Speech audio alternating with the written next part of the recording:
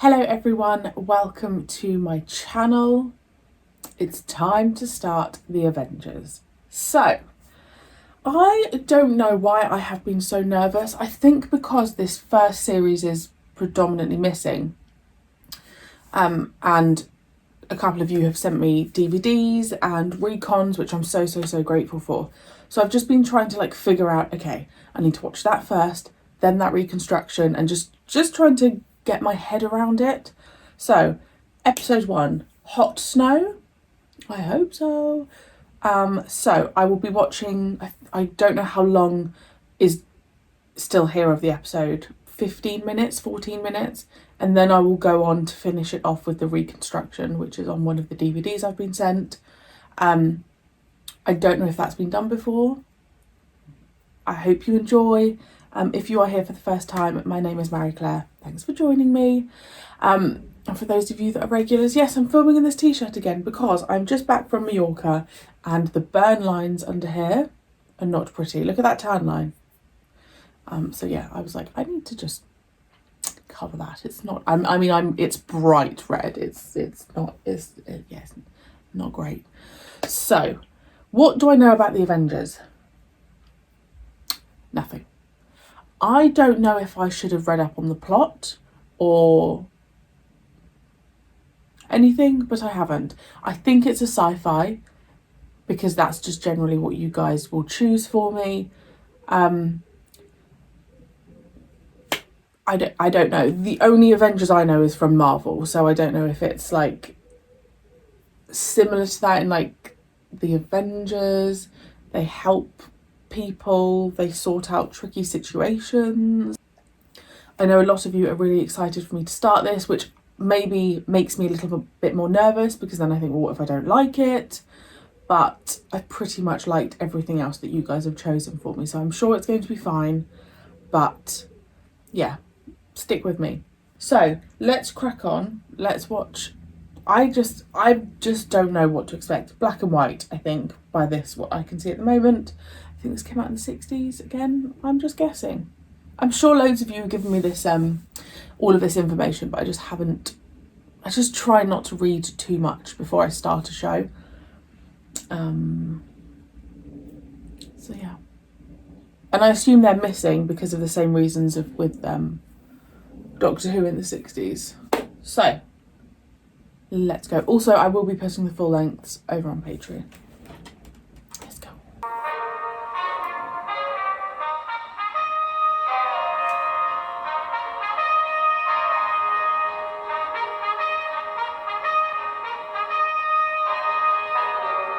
Two men. Ooh. I have missed my black and white since starting Doctor Who.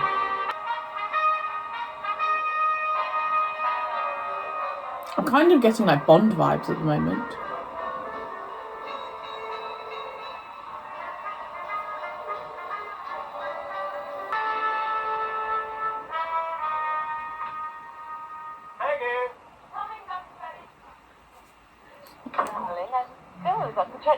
All right, but I want you immediately after that. You understand?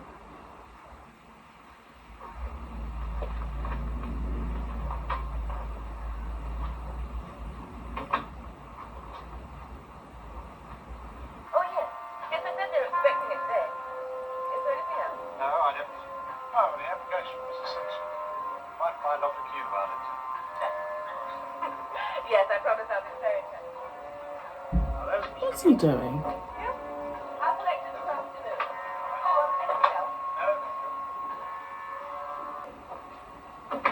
Yes, Dr. Trading, you wanted me. Yes, Peggy, there was just one little thing. If you'd just like to come over here a moment. Mrs. Simpson. Oh, yes, well. You'd forgotten, hadn't you? Well, hardly. I've been treating her every other Wednesday for the last 65 years. But there's something you've forgotten. What? Another patient? No, it isn't that.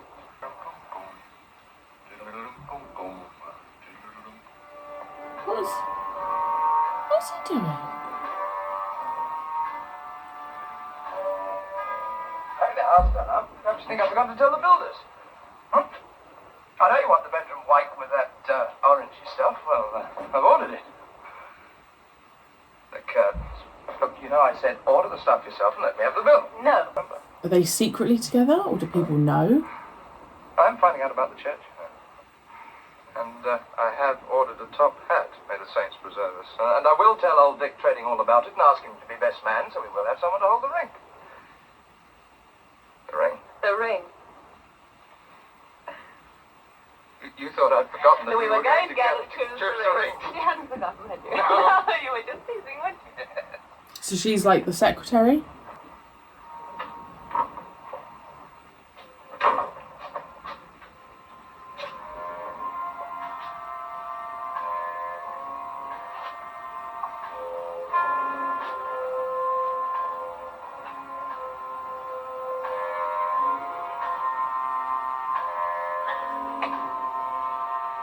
This music is terrifying. David! David, did I understand you? What are you doing? Oh, hello. David, did I understand you to say something about my taking over from you for a week or two? Yes, Dick, for a fortnight, if you would. Well, it's rather an odd time of year, but of course, if you're feeling a bit under the weather... I'm not feeling under the weather at all. Matter of fact, I'm getting married. So am I. Yes. Now, why do I never notice these things? I'm sorry. No one thinks it's a big surprise. Oh, you did, eh? Well, you know something? I've seen this coming for months. Hello, Solo 181. Oh, hello, Mrs. Brewer. Yes? Oh. Yes, of course. What day would suit you? I see. Yes, of course. Let me see, Tuesday. Yes, he's free from 3 to 4. That's all. Gosh. Thank you, Mrs. Brewer. Can Goodbye. you imagine just being able to write down appointments now in a doctor's surgery? Like just simply in a diary. Yeah, well, I should be able to make it, but I have got 1 or 2 other calls to make. Yes, but I shouldn't be very long. No, that's fine. Bye. What a charming What's in that bedside box? manner. I'll get your thing. Oh, now don't forget. Outside Vincent's 5:15. Right. Go along, darling. Who at the door? I don't know, probably one of the patients. Now go along or you'll be late. But now you're getting just a little above your station.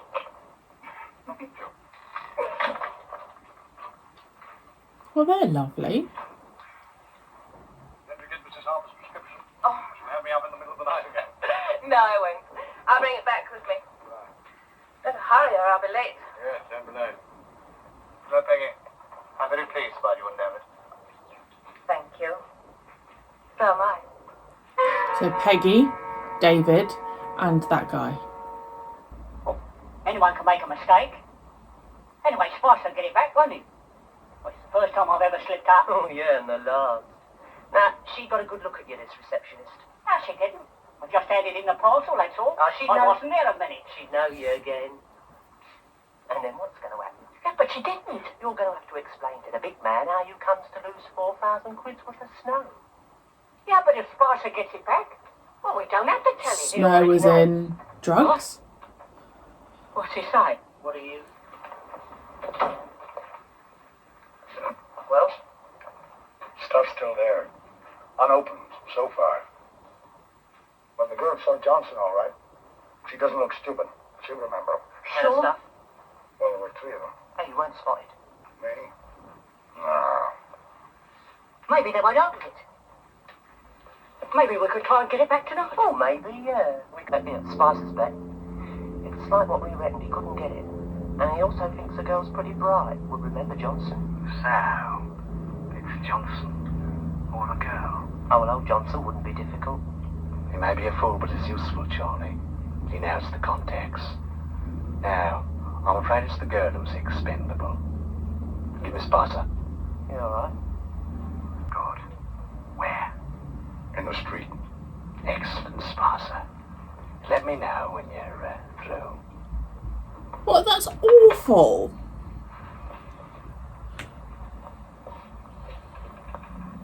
You know where Vincent's and Jewelers is? Oh, yeah. Yeah, you would.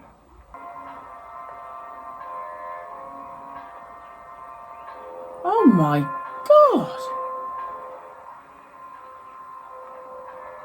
That doesn't make sense. They're going to kill her, and then there'd be a murder investigation.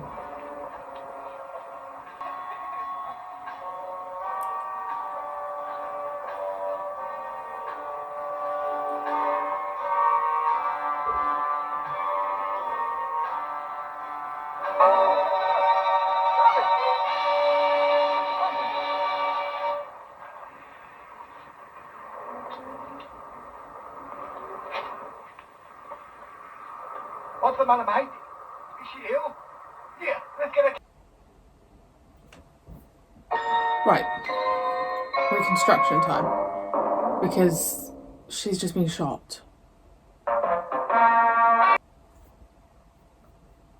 3 days have passed since Peggy's murder, and Keel is visiting the local police station, where he meets with Detective Superintendent Wilson. She was actually Wilson murdered. explains to Keel that progress on the case is slow. Keel returns to his consulting rooms in Chelsea, where Dr. Tredding tells him that he has an idea why Peggy was murdered. While Keel was out, Tredding had opened the mysterious package that had been delivered earlier and found it to contain £0.5 pound of raw heroin, worth a small fortune. There was no address on the package, only my name, spelt wrongly, said. In the meantime, Tredding will report the discovery of the heroin Sent to the wrong person. Later, Keel arrives at Dr. Tredding's residence in Bayswater. Suddenly, he finds the front door flung open in front of him by a somewhat agitated man. Keel asks if Dr. Tredding is available. The man suggests that Tredding can be found inside. 2 cases are packed nearby. Clearly, Tredding had been readying himself to leave. Keel ascertains that the man is dead and leaves the bedroom, closing the door behind him. The doorbell rings, and Keel opens Tredding's front door. A young woman stands before him. Her name is Stella. Keel quickly realizes she is a heroin addict. Tredding had been her pusher. He shows her the body to get a positive identification and questions her, thinking she may be able to lead him to the people behind Peggy's murder. He explains he cannot reveal his name and that he gained entry through a window and has awaited Keel's return. He thinks he can be of some assistance to the doctor. "I think you could be of some assistance to the police," exclaims Keel, reaching for the telephone. The intruder suggests that before Keel calls the police, he should listen to what he has to say. The doctor relents. Keel listens as the other man proposes that to bring Peggy's killer to justice, Keel must convince the racketeers that he wants to push drugs. A gang member will visit the surgery at 4:30 the following afternoon. Keel feels nervous about the plan. He's just been caught but up in agrees all to of go it. along with it as it represents his only hope of tracking down the murderer. He wonders how they will keep in contact. "Ha! You won't be able to lose me," says the mysterious intruder. "I can see myself out. Good night." You won't be able to lose me. The following day, Keel waits nervously for his visitor. Tredding wants to discuss the engagement of a new receptionist, but Keel, realizing he must be alone. Meanwhile, having infiltrated the gang, Keel's uninvited guest, who the gang refer to as Steed, is at their hideout. Charlie criticizes Steed's choice of Keel as a pusher. Steed points out that having a seemingly above-board GP on their books is worth the risk. Besides, if Keel proves unreliable, Johnson and Stella can shop him, and the big man can have him eliminated. Charlie reluctantly agrees that Keel must replace Tredding as their contact. However, as Steed leaves, Charlie orders Spicer to follow him to report his movements. I'm trying to keep up with all the names. Later, Steed visits Keel at the surgery to advise him that he will receive a second visit from Johnson. "Now listen carefully. I haven't got much time," whispers Steed. "They want to get you. I told them I could persuade you to reenact what happened to your fiancée. I explained to them that you would think you were following up the trail that would lead to her killer. Keel is to be outside Vincent's the jeweller's in half an hour, at midnight. midnight. A car will pull up, and Keel must allow himself to be dragged inside it. Keel has many questions, but the line goes dead as Steed ends the call. Don't know who to trust. As the murderer approaches, Keel catches a glimpse of 2 men in the shadows, their guns pointed towards him. One looks suspiciously like his mysterious collaborator. Spicer grabs the doctor roughly and bundles him inside the car. Before Spicer can do anything else, Keel hears a shot fired outside in the street. Keel emerges from the car to find Detective Sergeant Rogers waiting for him. The police have received an anonymous tip-off and have been tailing him. Rogers' superior, Detective Superintendent Wilson, joins them and suggests that Keel is a lucky man. The shot that killed the other gunman was probably meant for him. Keel is sure he was to have been shot down, but that his shady friend intervened, shooting first and then disappearing into the night. Next time you may not be so lucky, suggests Wilson. May I suggest you stick to medicine, sir, and leave police work to us? That's very good advice, Superintendent, replies Keel. But the work isn't quite finished yet, is it? He still doesn't know the identity of his guardian angel and wonders if he will see the man again. And Spicer and the big man are still at large. Keel wants to see them brought to book. Okay. Da-da-da-da. Okay, so I was so into part 1. It's so frustrating that the episodes are missing, but if the recons aren't something that are up your street, then you're just gonna have to skip through them. I think the reconstructions for me are really important because I need a summary of what's going on. Peggy was murdered. I was not expecting that. I was actually expecting Peggy to be one of the main characters. That was just awful, and all because of the hot snow, if that's the nickname for it, was sent to the blimmin' wrong treading. So let me just get my head around some of the characters. Keel is David Keel, the one that was with Peggy. Treading is the other doctor. So they're the 2 doctors. Spicer was the one that killed Peggy, and he's also, his men are Johnson and Charlie. Guys, these names have gone in my head, so correct me if I'm wrong. We had Steed. I didn't 100% grab onto who Steed was. And obviously it ended with him saying that he wanted Spicer. He wanted Spicer dead, right?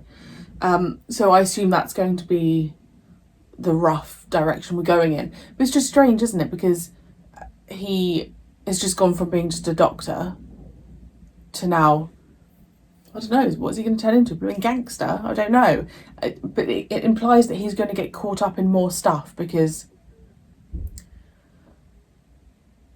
I don't know. I just feel like he's going to get caught up in a lot of things because otherwise it's not going to be easy to find Spicer, is it? Because he's going to have everyone protecting him, and if he is a part of a gang in London, then that's just not easy. I'm really sad about Peggy. I just think it's so sad. And it did get me thinking, because I think I made a comment during that. Well, why would Spicer just... It is Spicer, isn't it? Why would they just kill her? Because surely that just causes more of a situation. But then I was thinking, it must have been easier to get away with murder back then. Right? There's no CCTV. No one's following you. I don't even know if they had fingerprints back then. It just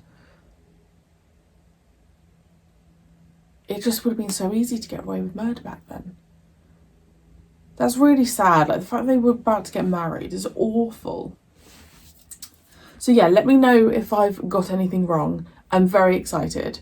I don't know if the 2 doctors will team up.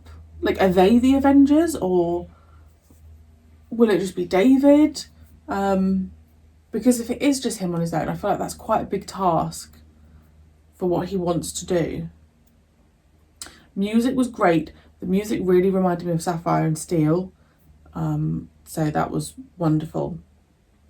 And I've really missed watching a show in black and white. I remember when I started the classic Doctor Who journey, I remember thinking, I don't know how I'm going to feel about this because I'd only ever seen coloured TV. But actually what happened was, then when I transitioned from the black and white Doctor Who to the coloured Doctor Who, I really struggled because I liked the black and white. It just adds a little something, I think. I just really appreciate this era of TV, and I'm really, really excited to carry on. And I really hope you enjoyed. So yeah, thank you for joining me. And I will see you next week for episode 2.